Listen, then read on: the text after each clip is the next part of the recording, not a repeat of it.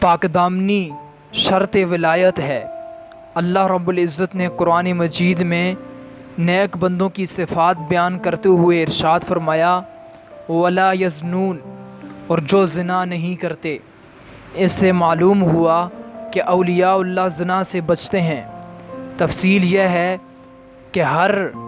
ہر سالک نیکوکاری اور پرہیزگاری پر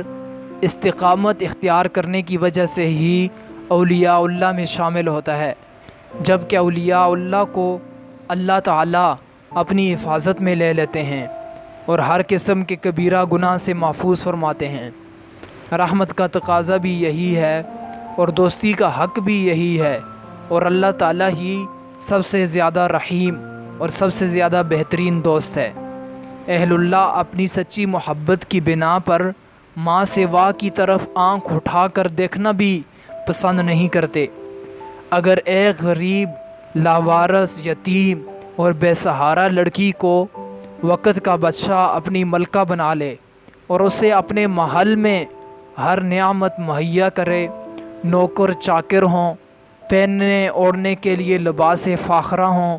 کھانے پینے کے لیے مرغ مسلم ہوں،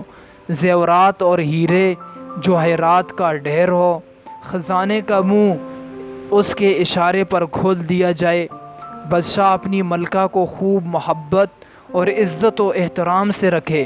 ایسے میں کوئی بدشکل بنگی اپنے بدبودار کپڑوں اور بدبودار جسم کے ساتھ اس ملکہ کو بہکانے کی کوشش کرے، جبکہ بادشاہ بھی دیکھ رہا ہو، تو وہ ملکہ اس بنگی کی طرف آنکھ اٹھا کر بھی نہیں دیکھے گی۔ اولیاء اللہ کے دل کی یہی کیفیت ہوتی ہے کہ ایک طرف اللہ رب العزت کے بے شمار احسانات ان پر ہوتے ہیں، ہر لمحے ان کے دلوں پر الطاف کریمانہ کی بارش ہو رہی ہوتی ہے، اللہ تعالیٰ کی مدد و نصرت کا قدم قدم پر وہ مشاہدہ کرتے ہیں، اللہ تعالیٰ دنیا کے غموں سے ان کو نجات دے کر اپنی محبت و الفت کی شرینی انہیں عطا کرتے ہیں۔ ایسے میں کوئی غیر محرم ان کو گناہ کی طرف متوجہ کرے تو وہ ایک پیشاب کے لوٹے کی خاطر